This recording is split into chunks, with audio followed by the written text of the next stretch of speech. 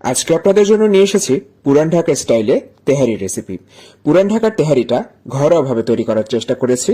আর পুরান ঢাকার তেহারি তৈরি করতে হলে মশলার ব্যবহার কিন্তু করতে হবে একটু বুঝে শুনে।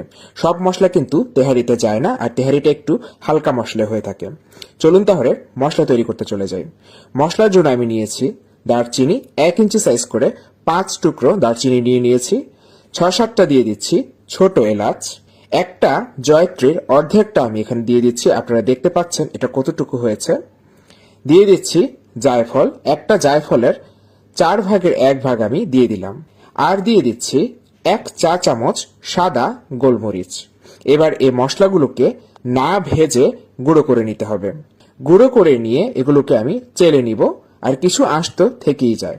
তৈরি হয়ে গেল আমাদের তেহারি মশলা। এখন চলে যাচ্ছি মাংসতে।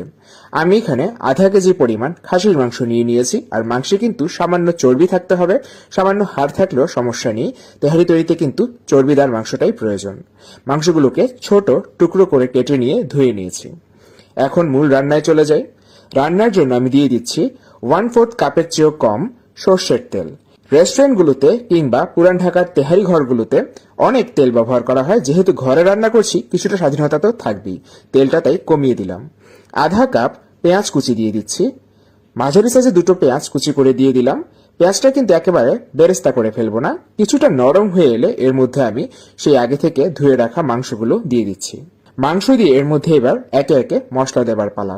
দিয়ে দিচ্ছি 1.5 টেবিল চামচ আদা বাটা, 1 টেবিল চামচ রসুন বাটা। সে যে মশলাটা প্রস্তুত করেছিলাম সেই মশলার সবটুকুই দিয়ে দিচ্ছি। এবার দিচ্ছি আমি 1 টেবিল চামচ কাঠ বাদাম বাটা, 1/3 কাপ টক দই। টক দইটা আমি পানি সহই ফেটিয়ে নিয়েছি। স্বাদ অনুযায়ী লবণ দিয়ে দিব। আপনারা কিন্তু দেখতে পাচ্ছেন এখানে ধনিয়ার গুঁড়া, জিরার গুঁড়া কিংবা তেজপাতা ব্যবহার হচ্ছে না।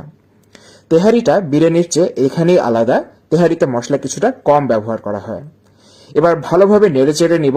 এক্সট্রা কোনো পানি দেব না, কারণ মাংস থেকে পানি বের হবে, আর টক দইতে তো পানি আছেই। এবার দিয়ে দিচ্ছি আমি কাঁচামরিচ। আমি এখানে 6-7টা কাঁচামরিচ নিয়েছি, 4-5টা এভাবে একটু ভেঙে দিয়েছি। যেহেতু এখানে লাল মরিচের গুঁড়ো ব্যবহার করছি না, কাঁচামরিচের ঝালটাই কিন্তু তেহারিতে ঝাল নিয়ে আসবে। ঢেকে অপেক্ষা করছি 30 মিনিট। মাঝখানে 1-2 বার নেড়ে দিয়েছি। 30 মিনিটের মধ্যেই কিন্তু আমাদের মাংসটা রান্না হয়ে যাবে, যেহেতু এটা ছোট টুকরো করে কাটা।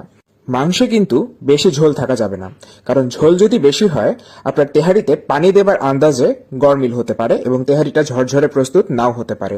তাই ঝোলটা যথাসম্ভব টানিয়ে নিয়েছি আমি। দেখুন তেল উপরে ভেসে উঠেছে। এই পর্যায়ে দিয়ে দিচ্ছি পোলাও চাল। আমি এখানে কনডেন্স মিল্কের কৌটো দিয়ে মেপে 2 পট কালিজিরা পোলাও চাল দিয়ে দিলাম।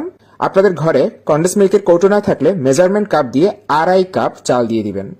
আর কোনো মশলা দিব না। এই মাংসের মশলা এবং তেলে এই চালটা আমি 2 থেকে 3 মিনিট ভেজে নিব।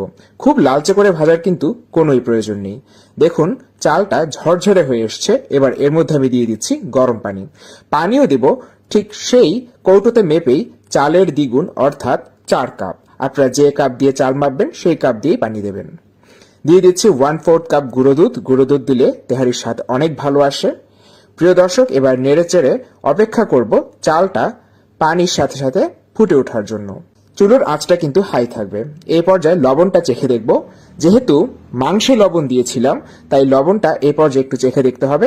যদি মনে হয় লবণটা একটু বেশি আছে তাহলে কিন্তু ঠিক আছে, কারণ চাল ফুটে উঠলে লবণটা ব্যালেন্স হয়ে যাবে। যদি এই পর্যায়ে লবণ একদম ঠিক থাকে তাহলে চাল ফুটে উঠলে লবণটা কম হয়ে যাবার একটা সম্ভাবনা আছে। দেখুন চালটা ফুলে উঠেছে এবং উপরের তেলটা আমি নেড়েচেড়ে মিশিয়ে নিচ্ছি। আর দিয়ে দিচ্ছি 6-7টা কাঁচামরিচ আবারও, কারণ তেহারির মধ্যে কাঁচামরিচের ফ্লেভারটাই কিন্তু অন্যরকম একটা মাত্রা নিয়ে আসে। এখন চুলোর আঁচ একেবারেই নিভু নিভু করে ঢেকে দিলাম ঠিক 20 মিনিটের জন্য। 20 মিনিটে কিন্তু কোনোভাবেই ঢাকনা খোলা যাবে না। প্রিয় দর্শক, 20 মিনিট পর ফিরে এলাম। দেখি আমাদের তেহারির কি অবস্থা। দেখুন কি সুন্দর ঝরঝরে তেহারি তৈরি। উপরের কিছু চাল যদি মনে হয় শক্ত আছে, সেগুলোকে এভাবে নেড়ে চেড়ে উপর নিচ করে দেবেন, একদম সুসিদ্ধ হয়ে যাবে। প্রত্যেকটা চাল সুসিদ্ধ ঝরঝরে একটা তেহারি। আপনারা চাইলে তেহারিটা ঢেকে দেবার আগে 1 চা চামচ গোলাপ জল এবং কেওড়া জল ব্যবহার করতে পারেন। আমি পছন্দ করি না, তাই দেইনি। ওটা দিলে কিন্তু দোকানের একটা ফ্লেভার আসে। তৈরি হয়ে গেল আমার পুরান ঢাকা স্টাইলে খাসির তেহারি। এর সাথে কিন্তু আর কিছুই লাগে না, জাস্ট একটা সালাদ এবং লেবুর রস।